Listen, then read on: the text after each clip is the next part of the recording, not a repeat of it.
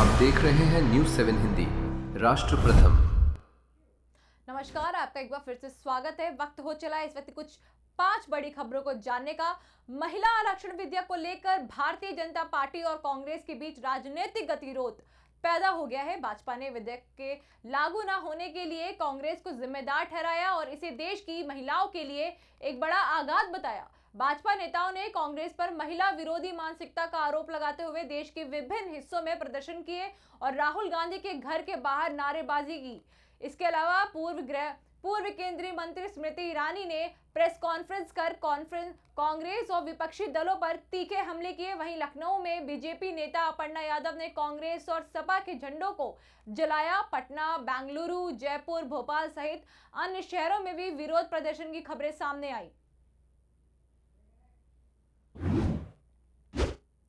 भाजपा बंगाल में सत्ता में आई तो माफियों की संपत्ति पर बुलडोजर चलेगा, सड़क पर नमाज पढ़ना बंद होगा, बंगाल में कानून का राज चलेगा, माफिया राज का पूरी तरह से सफाया होगा। यह बात उत्तर प्रदेश के मुख्यमंत्री योगी आदित्यनाथ ने शनिवार को बंगाल विधानसभा चुनाव प्रचार के क्रम में जलपाईगुड़ी जिले में एक चुनावी जनसभा को संबोधित करते हुए कही।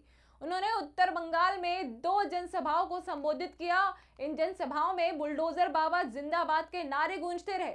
आक्रामक अंदाज में मुख्यमंत्री योगी ने कहा कि 2017 से पहले उत्तर प्रदेश में भी दंगे होते थे, दुर्गा पूजा नहीं हो पाती थी, आज वहां सब चंगा है, लव जिहाद खत्म, सड़कों पर नमाज नहीं, मस्जिदों से आवाज बाहर नहीं जाती। आगे कहा कि भाजपा सत्ता में आई तो बंगाल को भी मौलानाओं के फतवे का केंद्र नहीं बनने देंगे। बुलडोजर सिर्फ सड़कें नहीं बनाता, माफियों को कुचलने में भी माहिर है। एक बार समय निकालकर उत्तर प्रदेश घूमकर आइए, देखिए बदलाव। तृणमूल कांग्रेस को लुटेरा भी बताया। हमें माफिया राज वाली सरकार नहीं चाहिए, माफिया को रौंदने वाली सरकार चाहिए। माफिया को बुलडोजर से रौंदने वाली सरकार चाहिए और वह केवल डबल इंजन की भाजपा सरकार दे सकती है। हमें कटमनी वाली सरकार नहीं चाहिए, हमें तो इन नौजवानों के हाथों को कार्य देने वाली सरकार चाहिए। इन बहनों के लिए कार्य देने वाली सरकार चाहिए। बंगाल की संस्कृति को सम्मान देने वाली सरकार चाहिए। हमें माफिया राज वाली सरकार नहीं।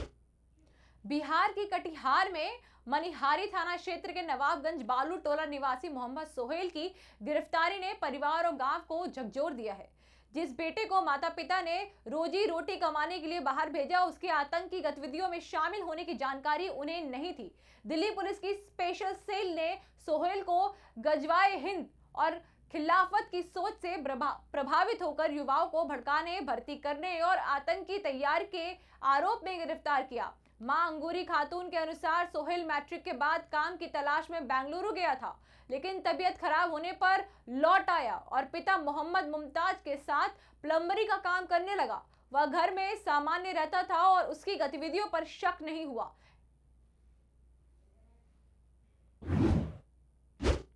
लोकसभा में नारी शक्ति वंदन संशोधन विधेयक के पारित नहीं होने से बदली राजनीतिक स्थितियों से भाजपा की प्राथमिकताओं में भी थोड़े बदलाव के संकेत हैं। संगठन और शीर्ष नेतृत्व के बीच पिछले कुछ दिनों से चल रही मुलाकातों के बाद जल्द ही प्रदेश संगठन के पुनर्गठन और मंत्रिमंडल में फेरबदल होने की संभावना जताई जा रही है। परंतु अब पार्टी का पहला जोर महिला आरक्षण के मुद्दे पर जनता के बीच अपने पक्ष में माहौल बनाना पर है। पंकज चौधरी को प्रदेश अध्यक्ष बनाए जाने के बाद लंबे समय से प्रदेश इकाई में बदलाव और योगी मंत्रिमंडल में फेरबदल के कयास लग रहे हैं। शुक्रवार को प्रदेश अध्यक्ष ने प्रधानमंत्री नरेंद्र मोदी से मुलाकात की थी। इससे पहले राष्ट्रीय अध्यक्ष नितिन नवीन सहित राष्ट्रीय पदाधिकारी के साथ मंथन किया और पिछले दिनों राष्ट्रीय महामंत्री विनोद तावड़े भी बदलाव पर चर्चा के लिए लखनऊ आए थे। इसके बाद माना जा रहा है कि मंत्रिमंडल विस्तार के साथ ही प्रदेश भाजपा की नई टीम की गठन की तैयारी पूरी हो गई है। हालांकि अब पार्टी इससे पहले महिला आरक्षण के मुद्दे पर बड़ी मुहिम छेड़ने जा रही है। पंजाब के जालंधर जिले के एक प्राइवेट होटल में रविवार दोपहर को केंद्रीय मंत्री, हरियाणा के पूर्व सीएम मनोहर लाल और उत्तर प्रदेश की मंत्री बेबी रानी मौर्य ने प्रेस कॉन्फ्रेंस को संबोधित किया। इस दौरान मनोहर लाल ने कहा कि लोकसभा में महिलाओं के साथ और देश की आधी आबादी के साथ अन्याय हो रहा है। जब कभी भी भारतीय जनता पार्टी ने इस क्षेत्र में काम करना चाहा, तब कांग्रेस सरकार सहित अन्य पार्टियों ने अड़चन डाली। 1970 से लेकर 74 तक महिलाओं को आरक्षण देने के लिए काम शुरू किया गया, लेकिन विपक्ष ने कोई ना कोई अड़चन डाल दी। इसके बाद 1980 में पहली बार पंचायत में महिलाओं की भागीदारी सुनिश्चित हुई। कुछ राज्य में पंचायतों में इसे 50% तक भागीदारी दी। उन्होंने कहा 2023 में 128वें संशोधन के रूप में पीएम मोदी के नेतृत्व में महिला आरक्षण बिल को लाया गया, लेकिन कुछ कमियों के कारण नहीं लागू किया जा सका। अब फिर से मोदी सरकार ने 2029 से पहले महिला आरक्षण को लागू करने की पहल की। हमने इसका प्रारूप तैयार किया। एक मौका 2029 में, चाहे लोकसभा हो चाहे विधानसभा हो, उसमें 33% के आरक्षण का मिलने वाला था।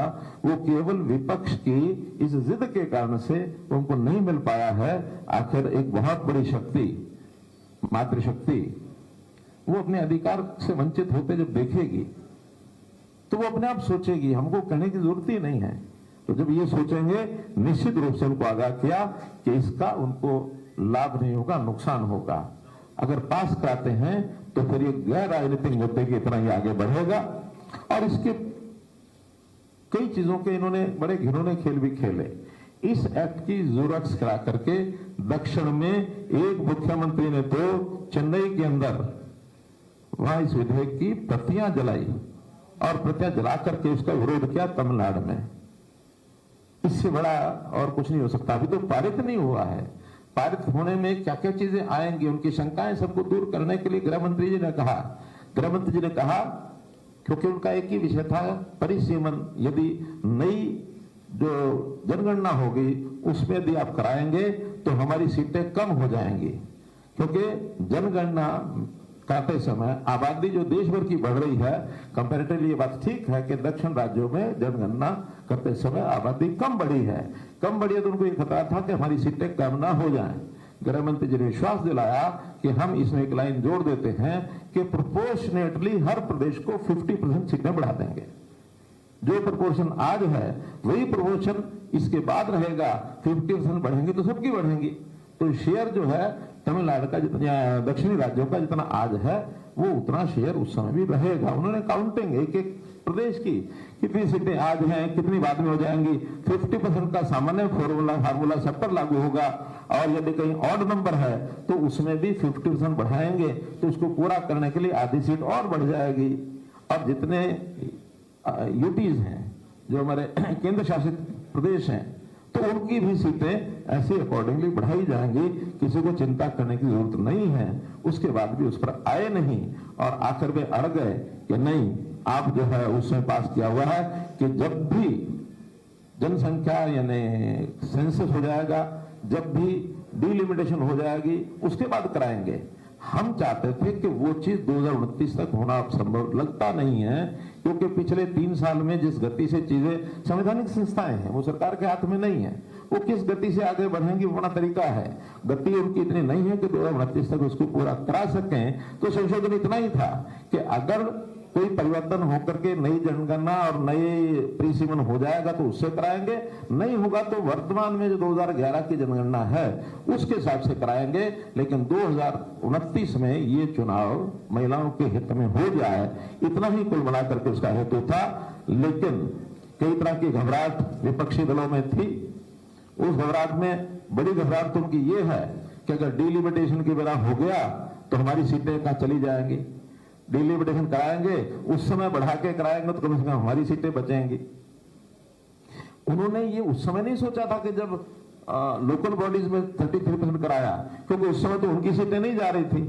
पास करना था विधानसभा में, उनकी सीटें बरकरार थी। लागू करना था लोकल बॉडीज में, करा दिया। आज सबको ये लगा कि शायद कहीं ऐसा ना हो कि मेरी सीट ही महिला सीट हो जाए। हमारा ये कहना है, आपकी हो या किसी और की हो, ये नागरिक महिलाएं हमारी 50% आबादी हमारे देश का प्रमुख हिस्सा है। इससे चिंता नहीं करनी चाहिए। उसके बाद भी डिलिमिटेशन मान लिया गया, तब भी उसके ऊपर आए नहीं, क्योंकि उनको ये अंदर अंदर भय डर ये सता रहा था। तो मित्रों, इसके एक कारण से जो 16-17 अप्रैल को हुआ और ये जो संशोधन है ये नहीं होने दिया, इसकी प्रार्थना करने के लिए जनता को बताया जाए और आप लोगों के माध्यम से आप जनता को इस विषय को बताएं। इतना विषय आपके सामने रखना था। और मैं समझता हूं क्योंकि महिला शक्ति, मातृशक्ति ये स्वयं प्रमुख भूमिका निभाएगी। हमारे आप देखते हैं स्टेज पर भी मैसेज देने के लिए, आप लोगों को बताने के लिए हमारी मातृशक्ति ही पंजाब की हमारी प्रमुख बहनें यहाँ बैठी हैं, इनका भी विषय यही है। फिर भी श्रीमती बेबी रानी मौर्य जी उत्तर प्रदेश से चल के आई हैं और इनको भी सारे विषय का, जो कि पहले राज्यपाल भी रही हैं, बहुत समय से राजनीति से जुड़ी हुई है। जितना मैंने बताया, शायद इससे भी ज्यादा इनको जानकारी होगी। तो मैं निवेदन करूंगा बेबी रानी मौर्य जी को कि आपको अपने श्रीमुख से आप भी कुछ बताएं, इसके बाद फिर हम प्रश्नोत्तर को लेंगे। एक मौका 2029 में, चाहे लोकसभा हो चाहे विधानसभा हो, उसमें 33% के आरक्षण का मिलने वाला था। वो केवल विपक्ष की इस जिद के कारण से उनको नहीं मिल पाया है। आखिर एक बहुत बड़ी शक्ति, मातृशक्ति, वो अपने अधिकार से वंचित होते जब देखेगी तो वो अपने आप सोचेगी, हमको कहने की जरूरत ही नहीं है। तो जब ये सोचेंगे, निश्चित रूप से उनको आगाह किया कि इसका उनको लाभ नहीं होगा, नुकसान होगा। अगर पास कराते हैं तो फिर ये गैर राजनीतिक मुद्दे की तरह ही आगे बढ़ेगा। और इसके कई चीजों के इन्होंने बड़े घिनौने खेल भी खेले।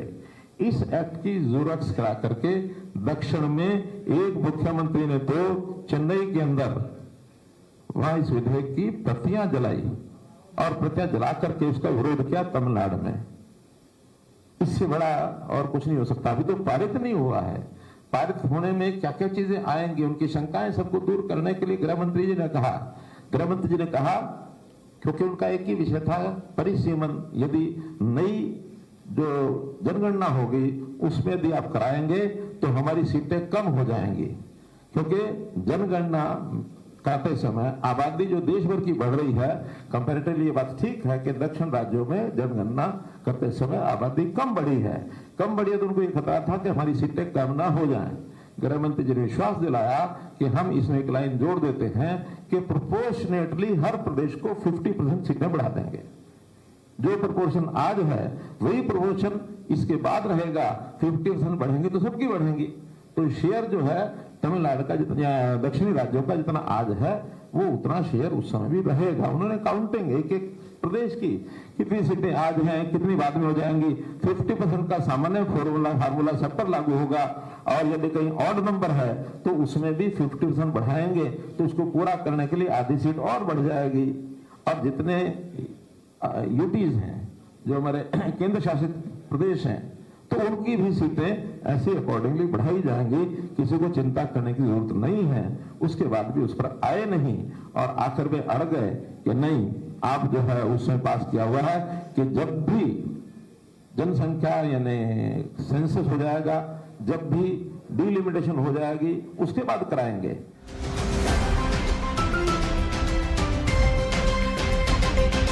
आप देख रहे हैं न्यूज़ 7 हिंदी, राष्ट्र प्रथम। ये नया और बेहतर डीबीटी वाला घड़ी, ओ इसमें भाई साहब, क्या डीबीटी? इस दाग को मिटाओ तो जाने। ये दाग नहीं, घड़ी के लिए बस निशान है। अब हुआ ना घड़ी का मुकाबला। डर्ट ब्लास्ट टेक्नोलॉजी के पावर ग्रैन्यूल्स दे फास्ट एक्शन सफाई, मिटाए जिद्दी दाग और दे बेहतरीन खुशबू।